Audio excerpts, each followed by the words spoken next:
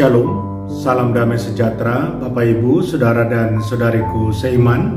Senang berjumpa kembali dengan Anda dalam permenungan harian Sabda Tuhan, Embun Sabda, Sabtu 9 Juli 2022.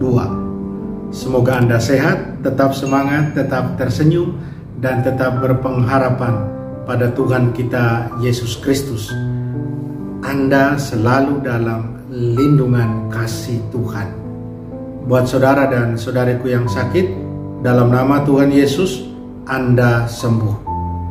Saudara dan saudariku seiman, hari ini saya ajak Anda merenungkan tema Hiduplah Takut akan Allah. Apa yang saya maksudkan di sini? Kita simak.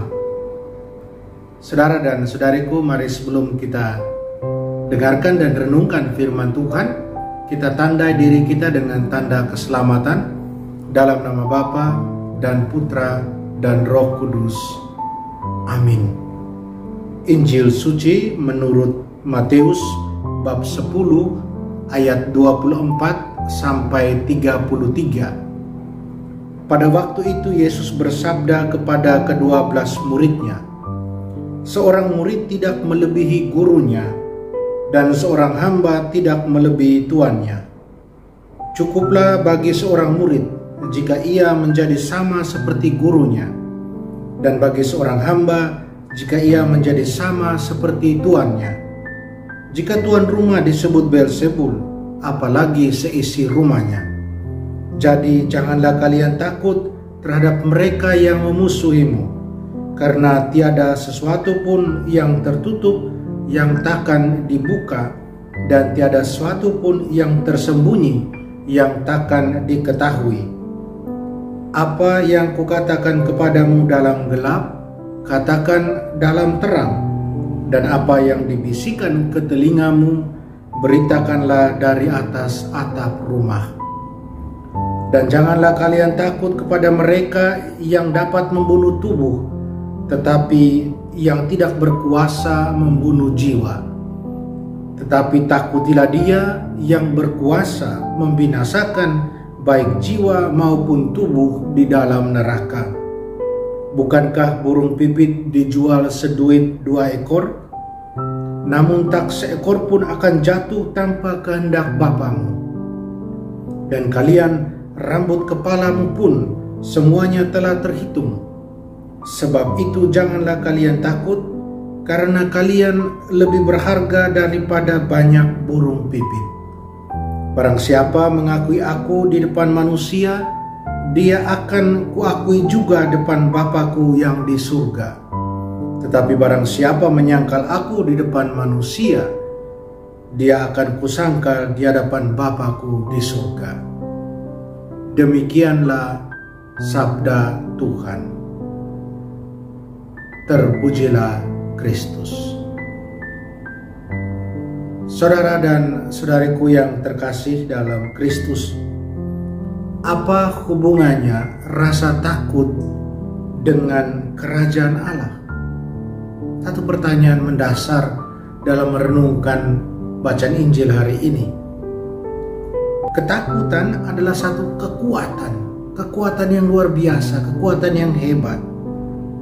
Ketakutan bisa membuat orang lari dan panik, tetapi ketakutan juga bisa mendorong orang untuk lebih beriman dan bertindak atas dasar imannya tersebut. Kita lihat dari kacamata iman di sini. Takut akan Tuhan adalah penangkal rasa takut kehilangan nyawa seseorang. Kita mencari Tuhan dan Dia menjawab kita dan membebaskan dari semua ketakutan kita. Dalam Mazmur 34 dikatakan di sana, "Oh, takut akan Tuhan, kamu orang-orang kudusnya, karena mereka yang takut akan Dia tidak kekurangan. Ayo hai anak-anak, dengarkan aku akan mengajarimu takut akan Tuhan." Kita bisa lihat di sini perbedaannya, ketakutan akan Tuhan dan ketakutan yang jenis lain. yang membuat orang lari dan panik. Saudara dan saudariku yang terkasih dalam Kristus, apa itu ketakutan akan Allah? Ketakutan akan Allah adalah penghormatan kepada Dia yang membuat kita jatuh cinta padanya dan yang menopang kita dalam belas kasihan dan kebaikan. Kehilangan terbesar yang dapat kita alami sebenarnya bukanlah soal fisik, tetapi lebih soal spiritual. Kehilangan jiwa ke dalam kuasa kegelapan, atau dalam bahasa Injil hari ini, kuasa neraka. Ketakutan yang baik atau ketakutan yang sehat dan penghormatan kepada Tuhan, ketakutan akan Allah tadi, itu mengarah pada kedewasaan rohani, pada kebijaksanaan, pada satu penilaian yang benar. Dan ketakutan yang demikian membebaskan kita dari tirani kesombongan yang berdosa, kepengecutan, terutama dalam menghadapi kejahatan dan penipuan rohani. Pertanyaan buat kita, apakah kita percaya pada kasih karunia dan belas kasihan Tuhan? Dan apakah kita mentaati firman Tuhan? Saudara dan saudariku yang terkasih, ketika Yesus memproklamirkan kerajaan Allah, Ia menghadapi tantangan dan permusuhan. Banyak pemimpin agama yang menolak untuk percaya pada Dia yang adalah Mesias yang diurapi Allah, dan menolak untuk percaya bahwa otoritas dan kuasanya berasal dari Allah. Mereka bahkan mengklaim perbuatannya, kekuatannya berasal dari Beelzebul. Tetapi Yesus, Dia mendemonstrasikan kuasa kerajaan Allah lewat banyak mujizat, tanda di mana membebaskan orang, mujizat membebaskan orang dari kuasa dan tipu daya kegelapan atau si jahat.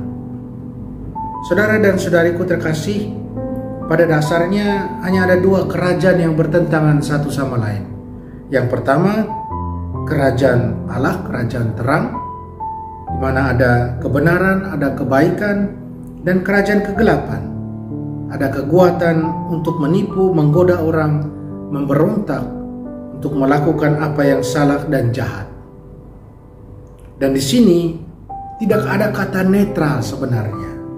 Yang ada adalah buat kita mendukung kerajaan terang, kerajaan Allah, atau kita lebih memilih berpihak pada kerajaan kegelapan. Saudara dan saudariku, Yesus katakan kepada murid-muridnya, mereka harus siap untuk menerima perlakuan seperti yang Dia alami, yaitu pertentangan dan permusuhan, penolakan. Sebagai murid Tuhan, kita harus siap untuk menerima itu. Ada peringatan yang dikemukakan Yesus di sini, tapi pada saat yang sama ada hak istimewa yang boleh kita terima, kita sebagai pengikut Yesus. Yesus pikul salib, kita juga harus pikul salib, bersedia pikul salib demi Kristus, bagi Kristus, dan kita tidak berusaha untuk menghindari salib. Menderita demi iman berarti ikut serta dalam pekerjaan Yesus Kristus. Ada satu himne Kristiani yang berbunyi demikian, angkat salib Kristus, tapak di mana kakinya telah menginjak. Roh Kudus memberi kita kekuatan, saudara dan saudariku, memberi kita kebebasan, kasih karunia untuk hidup sebagai murid Kristus. Pertanyaan buat kita, percayakah kita pada Tuhan kita yang mengutus kita? Dia memberi kita kekuatan dan ketekunan, keteguhan yang kita butuhkan untuk mengikuti kehendak-Nya dan untuk memikul salib kita setiap hari demi Yesus. Percayakah kita? Semoga. Mari kita berdoa mohon kekuatan dari Tuhan. Tuhan Yesus adalah satu sukacita dan hak istimewa, privilege buat kami untuk menjadi murid-Mu. Beri kami kekuatan dan keberanian untuk menanggung kesulitan, penderitaan, pertentangan, penolakan, apapun yang mungkin menghadang kami dalam melayani-Mu dan menuruti kehendak-Mu. Semoga kami terus bersaksi kepada orang lain tentang sukacita Injil, kabar baik tentang kerajaan damai, sukacita, dan kebenaran-Mu. Amin. Mari kita mohon berkat Tuhan sertamu dan sertamu juga.